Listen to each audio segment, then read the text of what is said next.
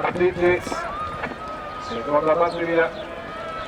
tratta regolare la partenza, quindi scatta subito al comando Ula Tirso, a precedere Nionelli che è in terza posizione Musacchi, in quarta Luvido Santa Vittoria con all'esterno la progressione di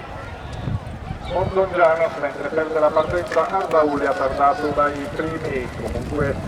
a metà della retta opposta, ancora con posizioni da definire. Allo steccato è sempre Ula Tirso con all'esterno Nionelli, Ula Tirso Nionelli, dall'esterno invece la progressione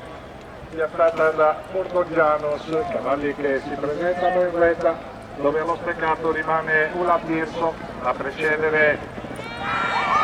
Nionelli, all'esterno Polemici e Busacchi che si riporta sui due di testa con Montongianos a contatto mentre recupera anche Ardauli. Quindi posizioni tutte da decidere al giro conclusivo dove mantiene il comando della testa Ula Tirso allo steccato, all'esterno la progressione di Luvido Santa Vittoria che si riporta sui due di testa, attacca per portarsi al comando ma respinti momentaneamente gli attacchi da parte di Ula Tirso che si presenta in retta al comando. Ula Tirso, Luvido Santa Vittoria, Nionelli i cavalli ad affrontare gli ultimi metri. Ula Tirso viene passato da Luvido Santa Vittoria, Ula Tirso al terzo posto e Nionelli nel quarto per Longiano.